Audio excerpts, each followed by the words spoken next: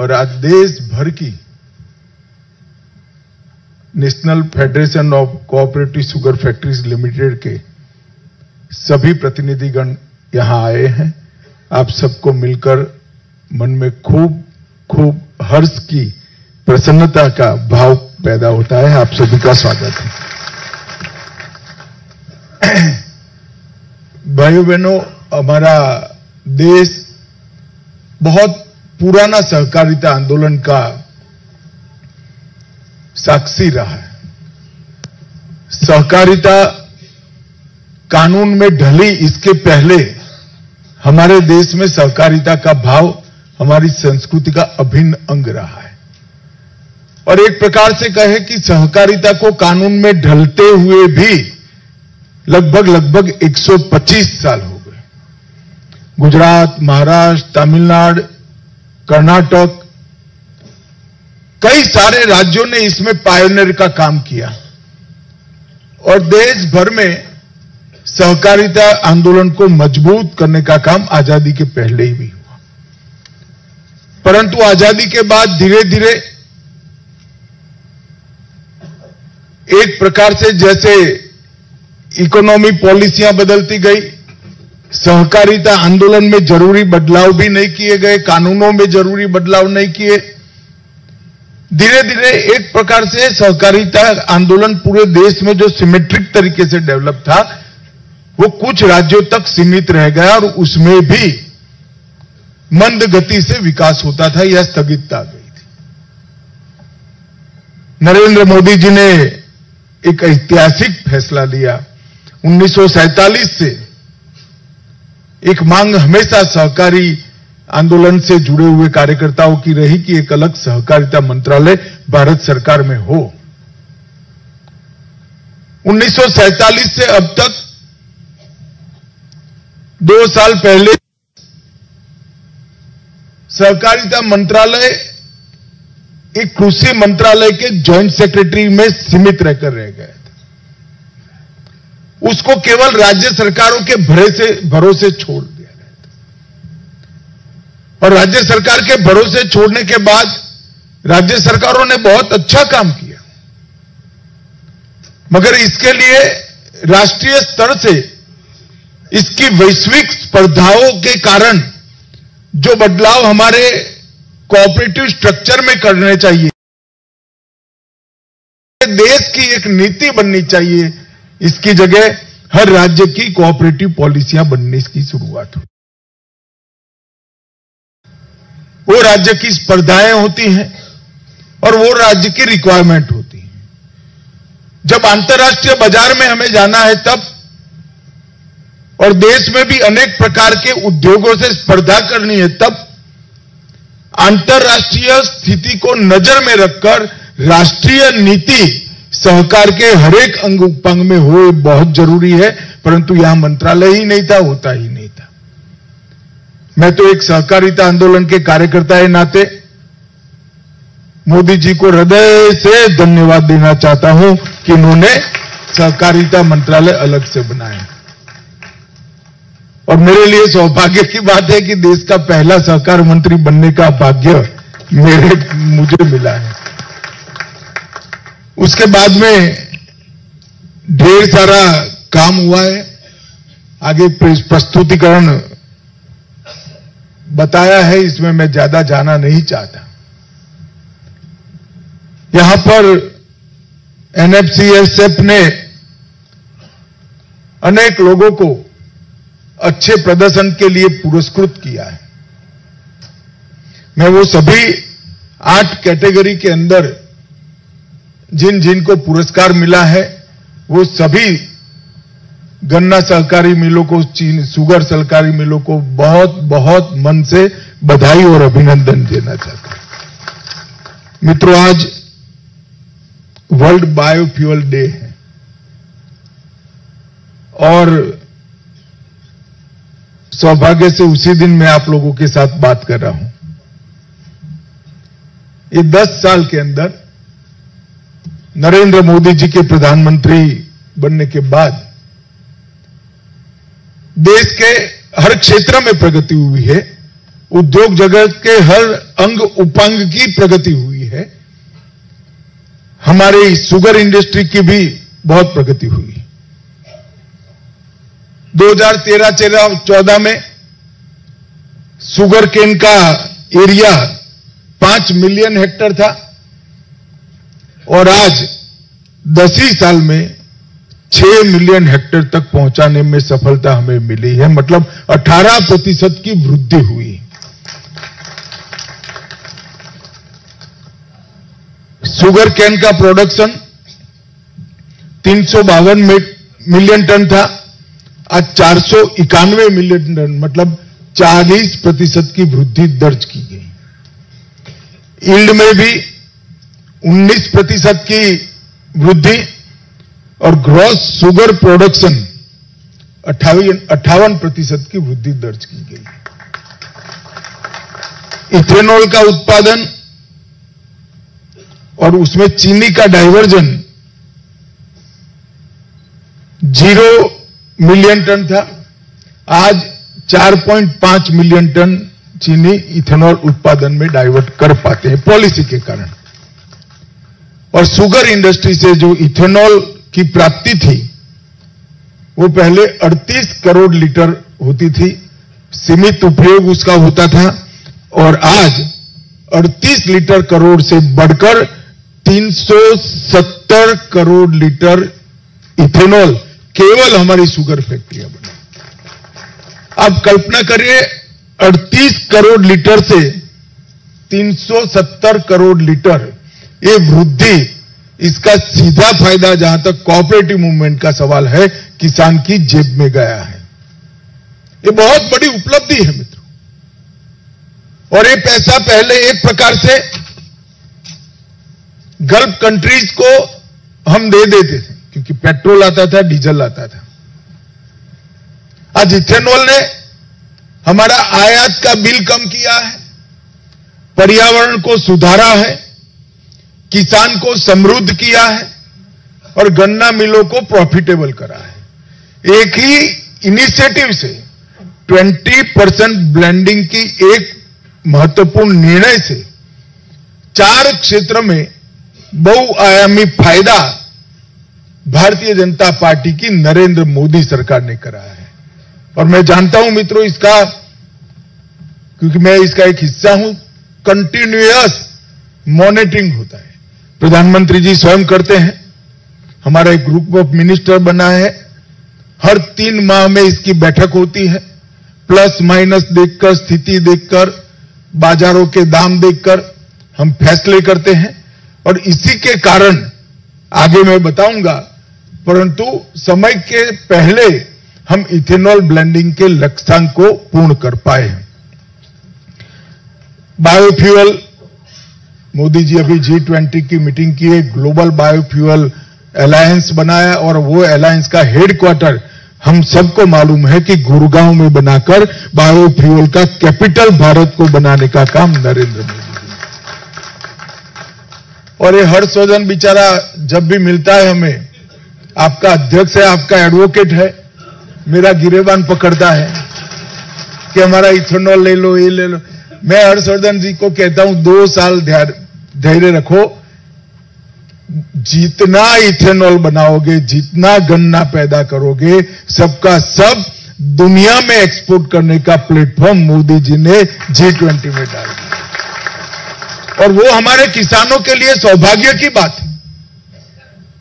जब biofuel alliance और इसके द्वारा विश्व भर में जो जागरूकता पैदा होगी, और मुझे विश्वास है इसका सबसे बड़ा फायदा हमारे गन्ना किसान उठाएंगे, हमारे कोऑपरेटिव और अन्य शुगर मिल उठाएंगे, क्योंकि हमने इस क्षेत्र में एक इंफ्रास्ट्रक्चर बनाने का काम कर चुका। आज इकोनॉमिक ग्रोथ के साथ साथ रूरल एम्पावरमेंट को भी हमने बढ़ावा दिया है। एनर्जी सिक्योरिटी, एनवायरमेंट इंप्रूवमेंट और सस्टेनेबल ग्रोथ गन्ना मिलों का, ये तीनों को भी सिद्ध करने का काम किया है। और 2030 तक 20% इथेनॉल ब्लेंडिंग करने का लक्ष्य मोदी जी ने रखा है। मैं आप सबके बीच में मीडिया की उपस्थिति में कहकर जाता हूं कि वो लक्ष्य को हम 25-26 तक ही सिद्ध कर लेंगे। 20% इथेनॉल हमेशा ब्लेंड होगी। लगभग 5,000 करोड़ लीटर इथेनॉल पेट्रोल की बिक्री है और इसमें इथेनॉल की आवश्यकता 1,000 करोड़ लीटर हो जाएगी। 1,000 करोड़ लीटर इथेनॉल। अब आप कहोगे कि भाई शुगर से आप डायरेक्ट बनाने नहीं देते हो, ये नहीं करते हो। आपको एक्सपेंशन करना है भी, फ्यूचरिस्टिक दृष्टि से देखना है, विकल्पों की तलाश करनी पड़ेगी। जब आप आपके इथेनॉल के प्लांट सिलेक्ट करते हो, उसको मल्टी डायमेंशनल लीजिए। मैंने चेयरमैन साहब को बुलाकर कहा था कि इसमें मक्के से भी होने वाला इथेनॉल प्लांट चाहिए, चावल से भी होने चाहिए, एपीएमसी के कचरे से भी होने वाला चाहिए, गेहूं की पराली से भी होने वाला चाहिए और बांस से होने वाला। ये पासा पटेल यहां बैठा है, ये बांस को ले लेकर घूमते, चश्मा भी बांस का पहनते हैं। बांस से भी इथेनॉल उत्पन्न हो सकता है और ये सारे इथेनॉल को क्रॉस सब्सिडाइज करने के लिए भारत सरकार ने पॉलिसी बनाई है। आपकी कॉस्ट ज्यादा होगी तो वो इथेनॉल ज्यादा कॉस्ट से परचेज किया जाएगा, मगर हम ऑर्थोडॉक्स तरीके से अगर चलाएंगे तो हमेशा मांगते रहेंगे। मैं चाहता हूं शुगर मिल फेडरेशन ऐसा हो जो कभी सहकारिता मंत्री के पास न जाए, सहकारिता मंत्री आपके ऑफिस में जाए, ऐसा शुगर फेडरेशन है। जब आप बायोफ्यूल बनाने का प्लांट लगाते हो, इथेनॉल बनाने का प्लांट लगाते हो, लेटेस्ट टेक्नोलॉजी को, और ज्यादा खर्चा नहीं भाई। ये अटैचमेंट के लिए आपको कभी शुगर बढ़ गई तो शुगर डाल देना, गन्ना डाल देना, नहीं मिली तो मक्का डालोगे, पराली डालोगे, एपीएमसी से मंडी से कचरा होता है वो डालोगे, सब में इथेनॉल है भाई। हमने हमारी शुगर फैक्ट्री को वायबल बनाना है। गन्ने से शादी नहीं की है, मुनाफे से शादी की है। मेरी बात समझ में आती है? अरे जोर से बोलो, आती है भाई? हमारा शादी किसान से हुआ है, खेत से हुआ है। और गन्ना अगर कम है तो गन्ना तो बिकेगा ही बिकेगा, साथ में बाकी का कचरा भी उपयोग कर डालो भाई। करना चाहिए या नहीं करना चाहिए? और ये आए तो मैंने सुझाव दिया तो उन्होंने सामने एक और डिमांड कर दी। महाराष्ट्र वालों का डिमांड का बड़ा स्वभाव होता है, तो एक और डिमांड कर दी कि भाई हमें पैसा कहां से मिलेगा। अब हमने व्यवस्था कर दी एनसीडीसी में, आपको जितना चाहिए इतना पैसा हम देंगे, मगर आप मल्टी डायमेंशनल बायोफ्यूल प्रोडक्शन का प्लांट डालिए। और आसपास में इससे सारे मंडी आपसे जुड़ जाएगी, सारे गेहूं के किसान जुड़ जाएंगे, सारे किसान जो और कोई महंगा क्रॉप नहीं करना चाहते हैं, पानी कम चाहिए, मजदूरी कम चाहिए, वो मक्का करेंगे।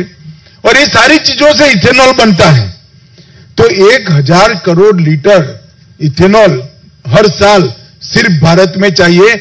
और मुझे पूरा विश्वास है बायोफ्यूल अलायंस शुरू होने के बाद और 1,000 करोड़ लीटर हम एक्सपोर्ट कर सकते हैं।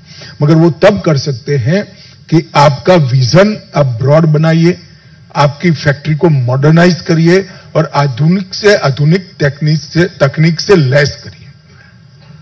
मेरा आप सबसे आग्रह, हम कोऑपरेटिव क्षेत्र के कार्यकर्ता हैं मगर हम व्यापार कर रहे हैं।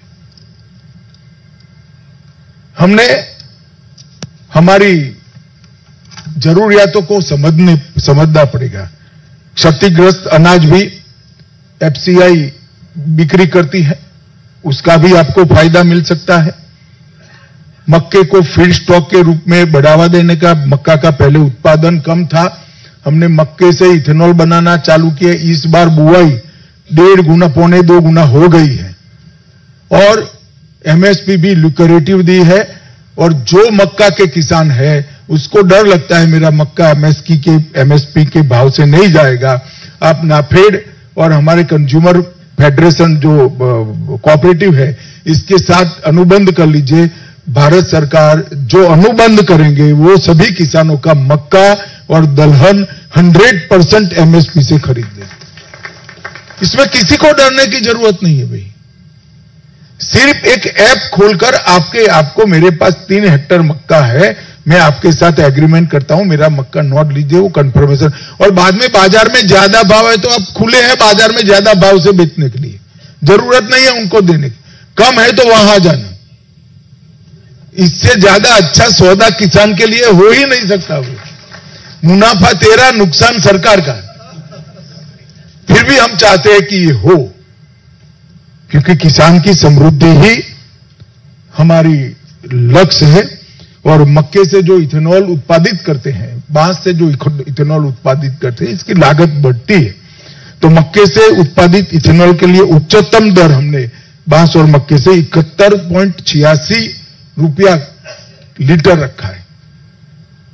तो कोई ऐसा भी नहीं कह सकता कि मक्के से बनता है वो महंगा पड़ता है, ये सब हमने कर लिया है। और मुझे आप सबको एक अभिनंदन भी देना है कि कोऑपरेटिव शुगर मिलों के माध्यम से 22-23 में इथेनॉल की आपूर्ति में लगभग 8% योगदान दिया है, इसलिए मैं आपको बहुत बहुत बधाई देता हूं। मगर लक्ष्य इतना छोटा मत रखिए, इसको 25% करना पड़ेगा। 1000 करोड़ लीटर इथेनॉल चाहिए, इसका 25% मतलब आप हिसाब कर लीजिए, आपकी बैलेंस शीट का कलर सिर्फ और सिर्फ इथेनॉल बना सकता है। और शायद आपको बैलेंस शीट पर लिखना पड़ जाए सहकारी शुगर कारखाना की जगह सहकारी इथेनॉल उत्पादक संघ लिखना पड़े, ऐसी स्थिति आ जाएगी। मगर वो भी किसान की सेवा करता है, वो भी देश की सेवा करता है, हमें इससे परहेज नहीं रखना चाहिए। एनएफसीएसएफ नेशनल फेडरेशन जो है, उसने आज तक बहुत अच्छा काम किया है। 2002 तक का पूरा ब्यौरा मैं आज पढ़कर आया हूं। एनएफसीएसएफ ने सरकार और शुगर मिलों के बीच में ब्रिज बनने का काम किया है, टेक्नोलॉजी के इनोवेशन और शुगर मिल के बीच में ब्रिज बनने का काम किया है, और मार्केट की परिस्थिति और शुगर मिल के बीच में भी ब्रिज बनने का काम किया है। मगर 259 चीनी मिलों का यह संघ है, लगभग 9 राज्य संघ इसके साथ जुड़े हैं। आपसे मेरी सहकारिता मंत्री नाते और अपेक्षा है, इसका एक्सपांशन होना चाहिए। मैं हर्षवर्धन जी को पूछ सकता हूं, मगर पूछना नहीं चाहता क्योंकि जवाब मुझे मालूम है। कितने कोऑपरेटिव शुगर मिल नए बने भाई? चलो, क्या आपका संघ लक्ष्य तय करता है कि देश में गन्ना उत्पादन करने वाले क्षेत्र जहां ड्राई एरिया है, वैक्यूम है, वहां जाकर हम एक सहकारी साकर कारखाना लगाएंगे? शुरुआत करिए, 4 अच्छे जिनके पास पैसा ठीक है वो सहकारी संघ मिलकर एक सहकारी संघ वहां बनाए, फिर किसानों को जोड़िए और निकल जाइए।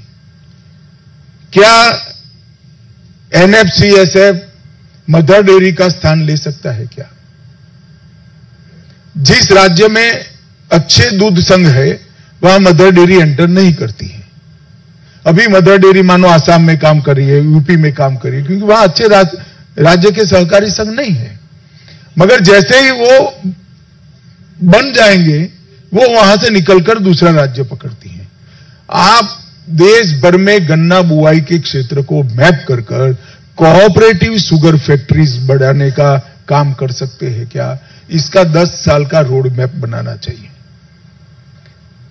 साकर का उत्पादन का एक एक पैसा मुनाफे का किसान के बैंक अकाउंट में जमा होना चाहिए, ये आपका लक्ष्य होना चाहिए। फेडरेशन में स्थगितता जो है उसको मेंटेन करना, तो हम विश्व का नेतृत्व तो नहीं कर सकते। अगर चीनी इंडस्ट्री ने भारत को विश्व में नेतृत्व प्रदान देना है तो हमें डेवलपमेंट का लक्ष्य रखना पड़ेगा। तो मेरा आपसे निवेदन है, और इसमें सहकारिता मंत्रालय आपका पूरा मदद करेगा, कम से कम एक वर्ष में, इस फाइनेंशियल ईयर में आप 2 या 3 स्टेट तय कर 3 जिलों की एक शुगर फैक्ट्री, जो अभी तो आपके अच्छी शुगर फैक्ट्री मिलकर चलाएगी, बनाकर किसानों को जोड़ने का काम कर सकते हैं क्या? मैं मानता हूं करना चाहिए।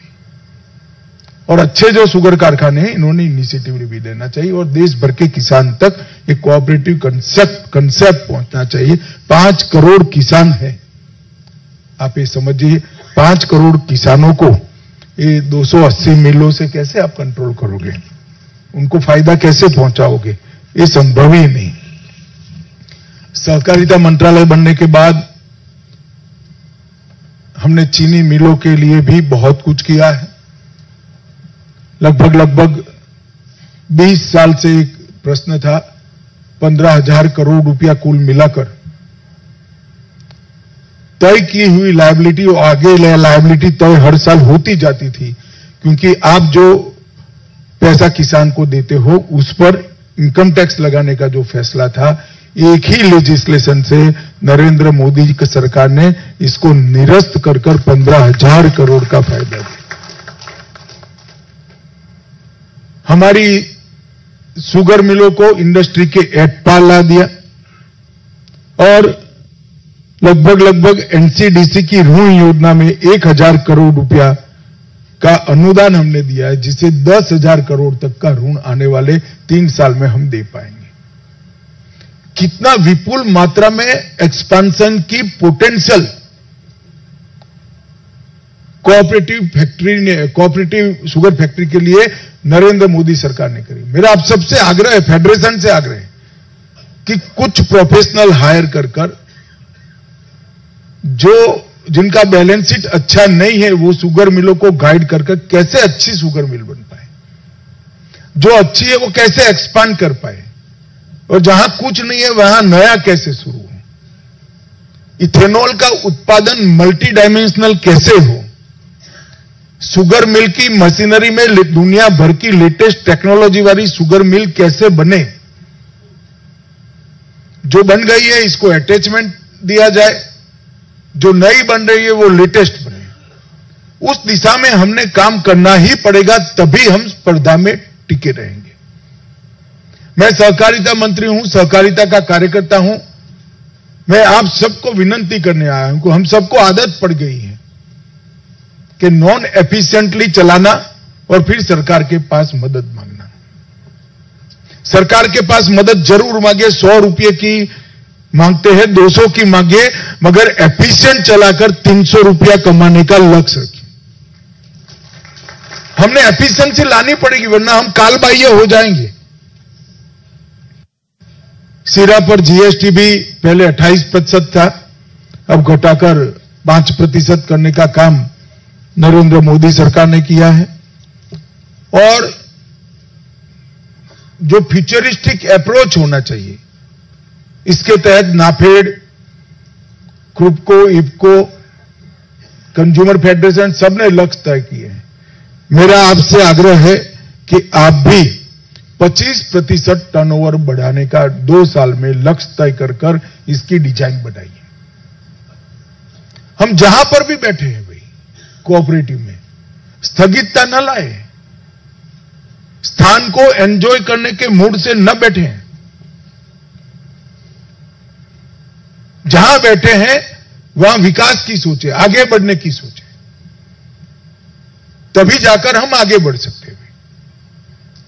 हर एक शुगर फैक्ट्री के चेयरमैन को कम से कम 12-15 हजार किसानों ने भरोसा कर आपको इसका नेता चुना है, करोड़ों रुपयों का कारोबार दिया है। आपका लक्ष्य इतना तो होना ही चाहिए कि मैं आया तब ए पर था, जा रहा हूं तब A+50 कर जा रहा हूं। ये लक्ष्य नहीं रखेंगे तो विकास नहीं होगा। तो 25% टर्नओवर बंद कराना, 6 माह जो क्रशिंग बंद रहता है, उस वक्त वैकल्पिक बिजनेस क्या हो सकता है? आपके पास जमीन पड़ी है, बिजली का कनेक्शन है, इथेनॉल का प्लांट पड़ा है, अनेक प्रकार के वैकल्पिक बिजनेस क्या हो सकते हैं, इस पर हमने विचार करना चाहिए। जिन जिन शुगर मिलों को मक्का चाहिए, नाफेड और एनसीसीएफ से आप अनुबंध करिए, आपको विपुल मात्रा में मक्का मिलेगा, आपके नजदीक से मिलेगा। और जहां जहां जिस जिस सहकारी साकर कारखाना में इथेनॉल नहीं बन रहा है, एनसीसीएफ ने एक एनएफसीएफ एसएफ ने एक लक्ष्य रखना चाहिए कि 2 साल में सभी सहकारी साकर कारखाना इथेनॉल बनाने वाले बन जाएंगे। एक भी साकर कारखाना ऐसा नहीं हो जहां इथेनॉल न बनता हो, बिजली न बनती हो।